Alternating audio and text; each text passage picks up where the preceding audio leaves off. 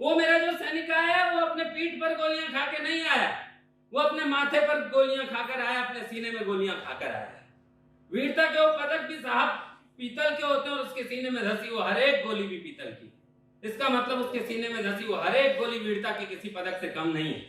तब अपना अगला मुक्तक आपको सौंपता हूं कि सुना शोणित के टीके से सजा वो भाल लाया है, सुना शोणित के टीके से सजा वो भाल लाया है, उत्तमगे वीरता के कुछ सजा सीने पे आया है, उत्तमगे वीरता के कुछ सजा सीने पे आया है। और यूं लड़कर युद्ध में भी प्राण अर्पित जब किए उसने, यूं लड़कर युद्ध में भी प्राण अर्पित जब किए उसने, न झलकी थी कभी पीड़ा सदा वो मुस्कुराया है, न झलकी थी कभी पीड़ा सदा वो मुस्कुराया है।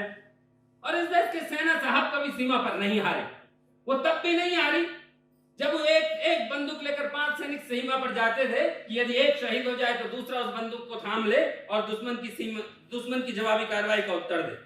वो तब भी नहीं हारी जब हफ्तों हफ्ते वो भूखे लड़ते रहे, वो तब भी नहीं हारी जब बर्फ में नंगे पांव हमारे सैनिक लड़ते रहे। यदि कभी कोई हारा है तो इस देश की सरकारें समझौतों की मेज पर हार गई। लेकिन जब एक बार इस देश के प्रधानमंत्री ने सेना को कहा कि जाओ और सीमा पार अपना बदला लेकर आओ, तब पुलवामा के बाद हमने देखा कि इस देश के सैनिक गए सीमा के पार और हमेशा के लिए उस नासूर को खत्म करके आ गए।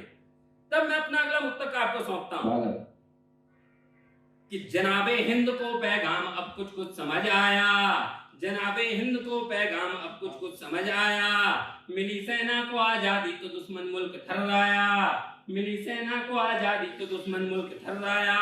और जो लांगी सरहदें वीरों ने जैसे शेर के मानन, जो लांगी सरहदें वीरों ने जैसे शेर के मानन, किसी को गाड़ डाला था किसी को फाड़ कर आया, किसी को गाड़ डाला था किसी को फाड़ कर आया।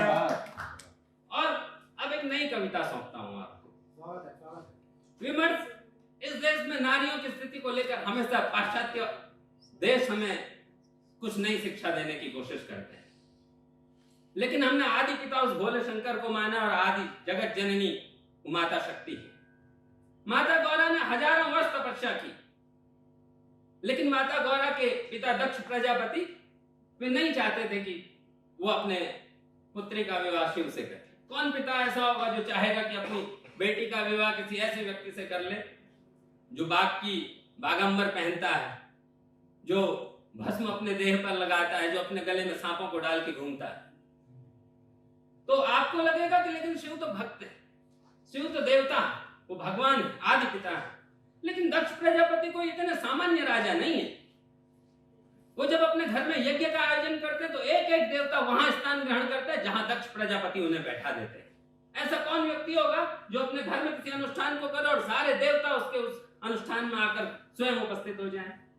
लेकिन माता गौरा की हजारों वर्ष की तपस्या के उपरांत शिव को माता गौरा के सम्मुख आना पड़ा। शिव माता गौरा को समझाते हैं कि तुम अपने पिता से हट न साधो, लेकिन माता गौरा जो शिव को अपना पति मान चुकी हैं वो कैसे अपने हट से विचलित हो जाएं जो हजारों वर्ष अपने इस अनुष्ठान में लगा दिए।